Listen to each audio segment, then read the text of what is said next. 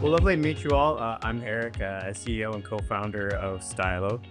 We are Zendesk #1 AI partner. So we do sentiment analysis across three main vectors. So that's going to be frustration, urgency, and delight, because we find that those are emotions that can exist on tickets in parallel. And so we've been doing a study for about a year and a half now on what are the KPIs and how have they been changing. When GPT-5 came out, about 6 months ago, we noticed that there was an increase in CSAT for about 6 weeks. And then customers started to understand what responses looked like that were being created via like GPT-5. And then we started seeing CSAT pull back. And we started noticing that customers were getting frustrated again, and they were starting to feel like you were just getting fed a bot response.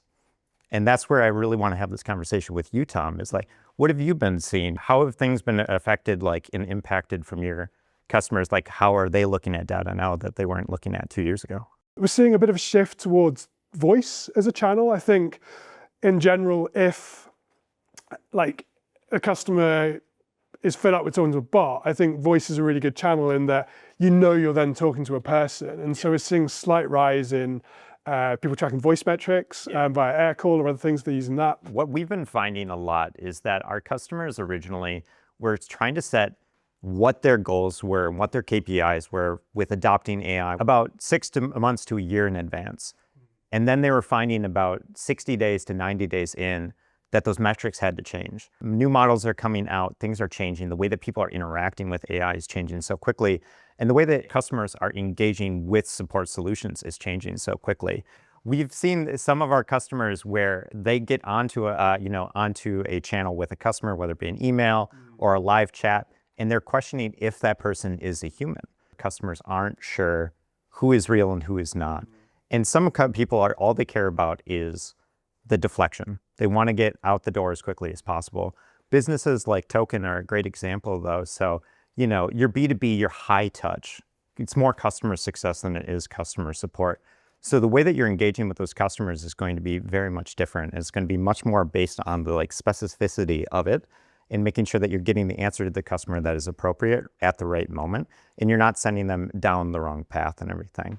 And that's where we're starting to see that customers are, instead of having, setting that direction a year in advance or something, they're starting to have 60-day, 90-day check-ins with the entirety of the team and saying, are we still measuring the appropriate things and adjusting those metrics accordingly? We offer a thing called predictive CSAT.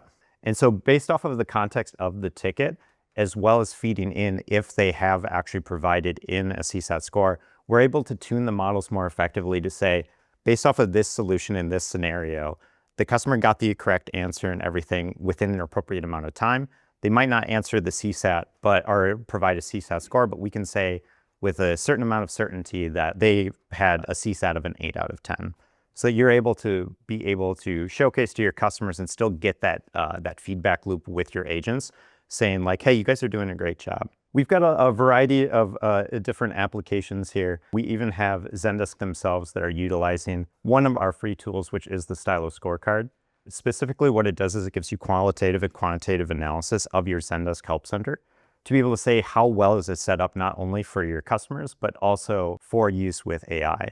So we essentially provide it across 9 different vectors and say, essentially, how is your knowledge base set up as a context source for whatever the AI tool is, whether using Zendesk AI or Stylo, but also how effective is it going to be for your customers? This is something that is really, really helpful for everybody as you start thinking about adopting AI. What we've noticed is that in the past, people were building their Zendesk knowledge bases specifically for use by your customers. Now we have to think about it from a secondary vector.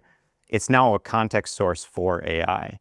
The way that we're measuring deflection is going to change quite drastically. It used to be what was the self-service rate, and you were basing that off of visitors to your knowledge-based content or whatever. And now we've got bots and everything added into it. AI wants to be very much like SOP driven, very much step-by-step. And often what we're finding in knowledge bases is that it was written in a very friendly, very conversational pattern. It has a lot of screenshots. It has a lot of video content. Those aren't actually very useful kinds of context for AI. So the way that people are starting to build their knowledge bases is very, very different. Just step-by-step lists of instructions, not as many images and things like that. And then there's the question is that the appropriate thing? Because now we're taking away the benefit of those original articles from the customers just to be able to optimize for AI. Customers are actually not providing CSAT nearly as often as they were originally. I see some nods here. And a lot of that is because of AI. The way that customers are engaging with you and your tools and your systems as a whole is very much more transactional in nature. And it's difficult for businesses, especially in the B2B sector, where it is much more a relationship.